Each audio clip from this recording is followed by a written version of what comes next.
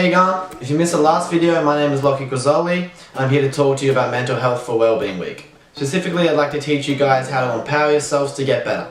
Today's theme will focus on social media. Now, social media is tricky. It has its good sides, we can all stay connected, but with that we can become so detached from the real life. The main issues with social media is the fake representation and the time wasting or consuming. Now, I'm not here to tell you that phones are bad and social media is bad, you should stay off your phones, because that's just not practical and it's not realistic.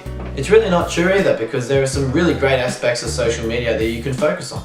And not everyone is negatively affected by social media. And even so, this video is still for you. Now, with the fake representation, we all know that a lot of what we see on the internet isn't exactly real. But we feed into it anyways. As it turns out, it can have a really negative effect on your mental health.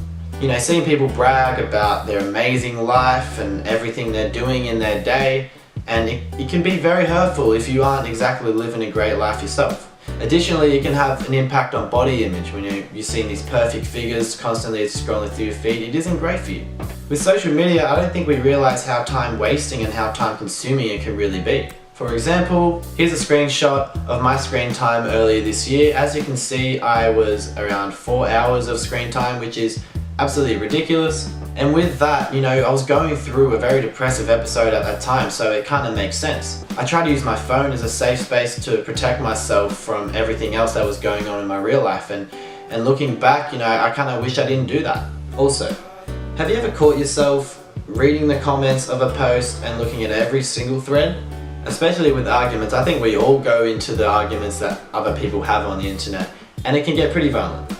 Now, I'm all for Facebook beef, but at the same time, it can subliminally have a really negative effect on your mental health. It's just like your body. If you're constantly feeding your body poor food, your body's not going to respond well. If you're constantly feeding your mind negative energy and rude and immature and hateful threads that are all over the internet, then you're not going to get the best out of your mind. Now, over the past couple of months, I've conducted a bunch of interviews with people, and I sit down and we talk about their mental health struggle and how it's all came to be. And social media was a point that we touched on, and in nearly every interview it was something that had negatively affected them. Like deactivate Facebook for like 3 weeks. Yeah. And Instagram for maybe a month, because I was just like, I just don't need to see any of that. No. I just need to concentrate on improving myself rather than looking at, the next supermodel on Instagram and going, well, I feel terrible about myself. Why am I even comparing myself to this person who is a completely different person? Exactly. Completely different head. Completely different head. It's gone through completely different things. Throughout everything, you've got to put like a fake smile on everything. Yeah. Like, I personally didn't want anyone to know at any stage that I wasn't fine. That was just me. But yeah, I think throughout high school, social media was definitely more negative. Now that everyone's sort of coming into adulthood, young adults, and it's 2020, everyone's sort of like getting around mental health.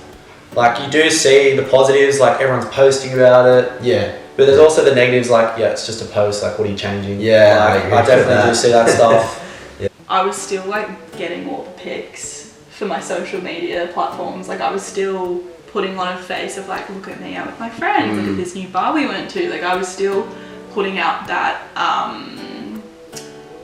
image, yeah, kind of compensating. And I mean, going out with my friends, that was like a happy place for me. Yeah. So it's not like I was putting out a false sense of who I am. Like, no one's gonna put up a Facebook so I was lying in my bed for 7 days. Like. Yeah. So, what can you do? Number one thing you can do is, especially when you're studying, is leave your phone in another room and put it on silent. I found that for myself, just starting uni recently. It's been absolutely amazing to have my phone in another room because I've got so much more work done. Now, this is an interesting one. For parties and gatherings, it's great to document the night and have photos and videos so you can remember what it was like on the night. And parties always get those funny videos and funny photos. However, I think it's best to remember the night for having a good time and not by just staying on your phone the whole time. So with parties and gatherings, I think it's a great rule that everyone must put their phone into a central area or a central spot where no one else can access until everyone can leave. Now, I know that sounds crazy, but my brother's mates recently had a party and they adhered to that same rule, and coming out of that, they exclaimed how much of a good time they had.